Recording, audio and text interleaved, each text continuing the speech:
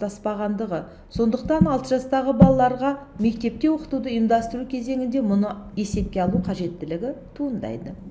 5-6 жастағы балалардың психикалық дамуы өзіндік сана сезімінің қалыптасуымен, өзін сезінуімен және өзіне физикалық, рухани және қоғамдық жан ретінде қарауымен тығыз байланысты.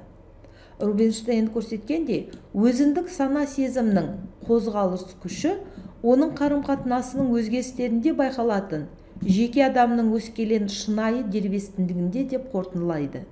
Бала мектепке дейін жас соңында ересектерге тәуелсіз дербес бола бастайды. Оның қоршаған ортамен қарым-қатынасы кеңейіп, күрделене түседі. Бұл жаста өзін-өзі бағалауы қарқынды қалыптасады.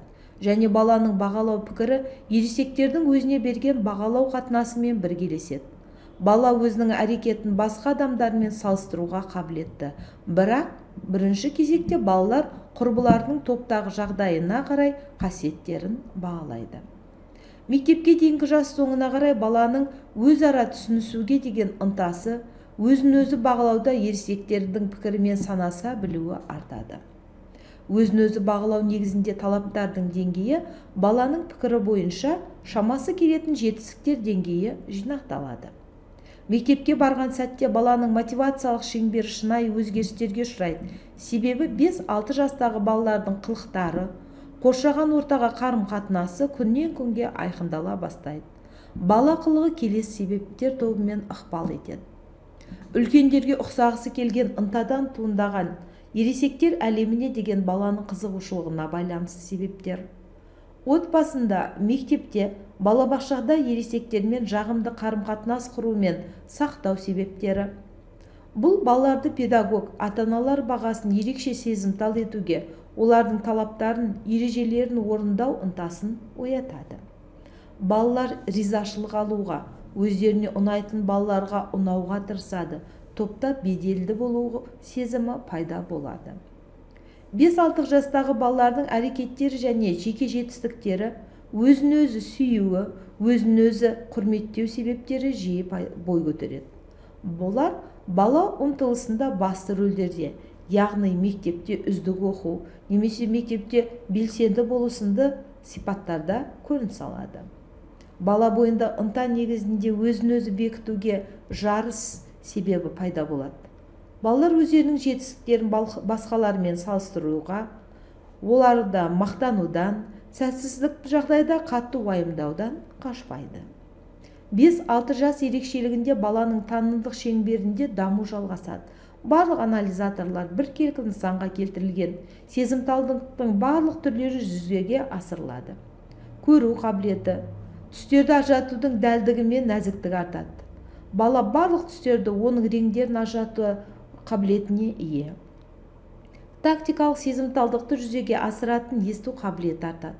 Қабылдаудың барлық түрлері, уақытты, кеңістікті қабылдау, есту қабілеті, 5-6 жастағы балаларда өз еркімен есте сақтау жақсы қалыптасады.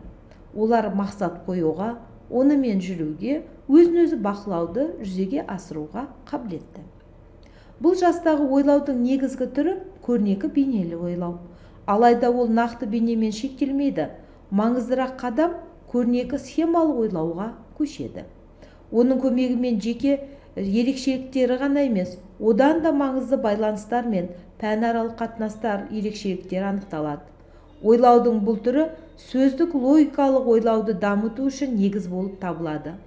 6 жасқа қарай бала пікірлер жүйесін құралады, өзінің біліміне қарай дұрыс қорытынды жасауға тырысады.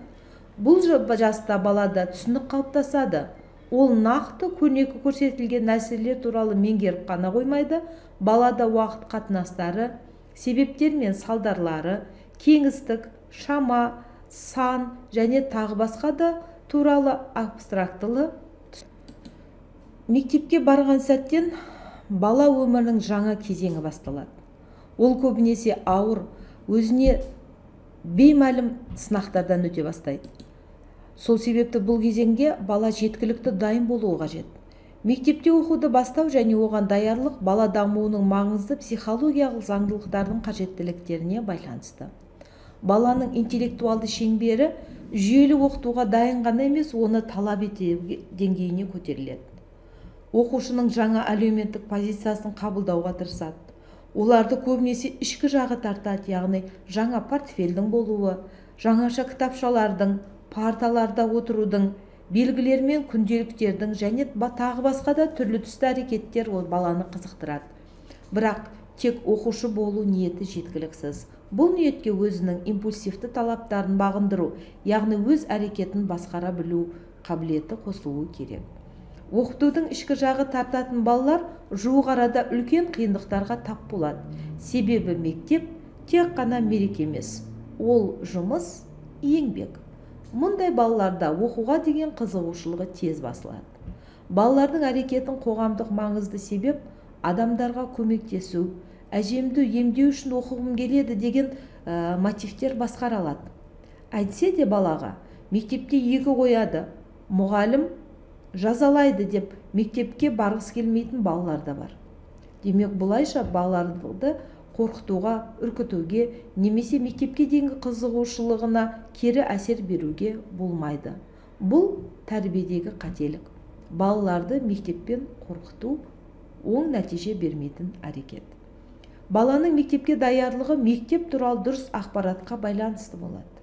Балаларға дұрыс объективті білім, мектеп туралы мәлімет берілгені маңызды. Біз баланың мектепке қызығушылығын дамытып қана қоймай, оқуға да үйрету қажетті екендігін ұмытпауымыз қажет. Баланың мектепке даярлық кезінде танымдық, интеллектуалдық жағы да маңызды. Ол өзіне арнайы шеберлік пен дағдыларын, қажетті сөздік қорды, нақты білім деңгейін қамтиды. Мектепте сәтті оқу үшін бала бойында ойлау, есте сақтау, шығармашылық қиял қабілеттері дамуы қажет. Осы сатылар ғана әрекеттің жаңа түріне баланың қатысуын қамтамасыз етеді. Яғни ойыннан өзгеше, бала бойынан нақты қасиеттерді, жаңаша көзқарастарды дамытуын талап етеміз. Бала оқу тапсырмасын анықтай алуы, оны өз еркімен әрекетінің мақсаты ете білуі қажет. Бұл балаға оқытудың жоғары деңгейін қамтамасыз етуге мүмкіндік береді. Бала оқи білу керек. Оқуға оны балабақшадан бастап баулыған жөн. Дидактикалық ойындарда бала ойлау есептерін шешудің тәжірибесін жинақтайды. Баланың мектепке даярлығының тағы бір түрі физикалық даярлық. Бала мектепке физикалық дамыған, дені сау болып баруы қажет. Балада барлық физикалық қасиеттер, ептілік, икемділік, жылдамдық, күш-жігер және кез келген істе табысқа жету үшін қажетті қасиет, шыдамдылық жақсы дамыған болуы қажет. Баланың мектептегі алғашқы күндері үлкен қиыншылықтарға байланысты болады. Яғни ол тіпті мектепке даярланған балаларды да кездесуі мүмкін. Бұлардың қатарында бала өмірінің мазмұнының өзгеруі, яғни бала өмірінің балабақшасы мектеп жағдайына өзгеруі, күн тәртібінің өмір мазмұнының өзгеруіменен байланысты болады.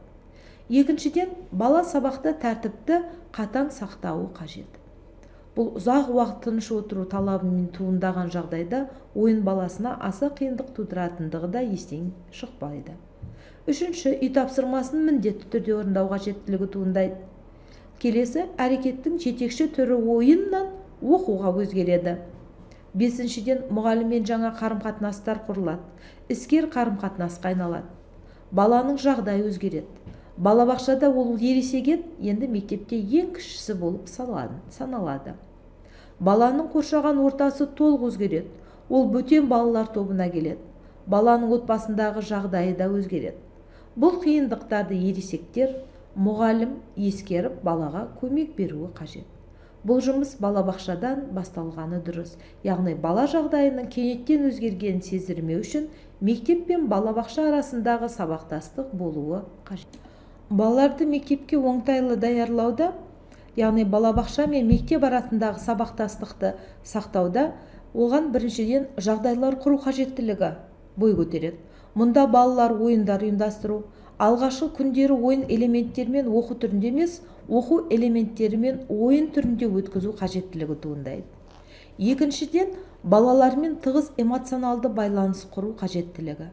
Яғни баламен көп сөйлесіп, ондағы болып жатқан қиыншылықтарды немесе қуанышты жағдаяттарды талқылап тұрудан бойды алыстатпау қажет. Үшіншіден, көрнекі құралдарға ойыншықтар, ойын элементтерін көбірек қолдану ұсынылады. Бұл баланың әлде болса ойын жасындағы бала екендігін естен шығармау қажеттілігінен туындайды. Төртіншіден, балаларға жоғары сынып оқушылармен байланыс орнату, өзара жақсы танысу үшін біріккен әрекет ұйымдастырудың да қажеттілігі жоғары деп білеміз. Бұл әдістерді пайдалану баланың мектеп жағдайына жылдам әрі қиналмай бейімделуіне мүмкіндік береді. Рахмет назарларыңызға.